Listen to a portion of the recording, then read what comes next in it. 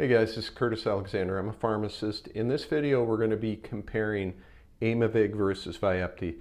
As you may be aware, over the last 4 or 5 years, we've had more of these medications coming out to help prevent migraines. And these are in the CGRP classes, and both these drugs are, but there's some differences that you need to know about. And at the end of the day, it doesn't come down to necessarily one's better than the other, but there is likely one that's better for your particular situation, and that's what I want to help you figure out with this video. So I just want to hop right into it. So Aimovig and Vyepti, like I said, they're both in the same class. CGRPs are calcitonin gene-related peptide blockers, okay?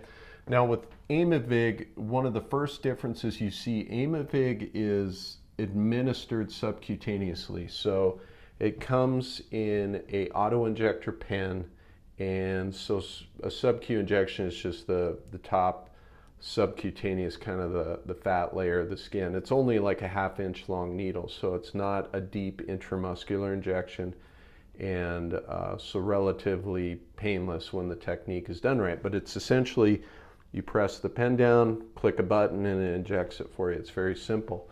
Whereas with Vyepti, it is an IV infusion, and I'll get into the dosing here in a sec, but because it's intravenous, you have to go into an infusion center and you have to have it administered by a nurse. So it's a little more involved that way, but it comes with some advantages, and we'll get to that in a sec. So one is sub-Q, one's IV. The dosing, Aimovig comes in 2 different strengths, 70 milligram or 140 milligram.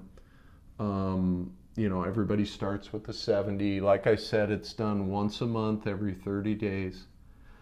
Vyepti, one of its advantages, it also has 2 strengths, 100 milligram and 300. Pretty much everybody starts out with the 100 milligram strength, but it's only every 3 months. So you're only taking 4 shots a year, which is kind of nice. But again, you're coming into an infusion center. Now let's look at side effects, okay? Side effects to me are very similar. The main side effect that can become problematic for this whole class of drugs is constipation. With Aimovig, I have seen constipation more with Aimovig. If you look at the literature, they say, well, constipation happens more with 140 milligram strength. I have seen it with 70 milligram strength. I want to stress it's not common, but if you do see it, it tends to be pretty severe and people have to stop it. With Vyepti, you can see constipation, but I find it to be much more rare. The biggest concern with Vyepti is some people can get a hypersensitivity reaction when they get the infusion. It's not common, and you're going to have a nurse doing the infusion, so if you get a rash or something like that, they can deal with it. But by and large, very safe class of medications. Don't see a ton of side effects with it. Mechanism of action, think of it in the fact that you have a key and then you have the lock. And with these particular medications, the Aimovig is essentially blocking the receptor or the lock, whereas Vyepti is blocking the ligand, or essentially the key. Is that a huge deal? No, it's not. But one of the nice things we can do is, say for example, you started with Aimovig because it's a receptor blocker and maybe it didn't work as well as you wanted to, you could move to Vyepti because it acts in a slightly different way, still hitting the same receptor area, but just from a slightly different angle. Now, as far as the pharmacokinetics, and basically what we're saying with that is, how long will it take to work? How long does it last? Those sorts of things. So the downside with Aimovig, because it's a subcutaneous injection, it will take some time for it to get to steady state levels in your body. Some people notice effects after their first shot. They will notice some improvement. What I find and what I tell people is, in your mind, commit to doing this for 3 or 4 months. So you're going to have to take 3 or 4 shots before, and I've seen some people out to 5 months before they noticed it.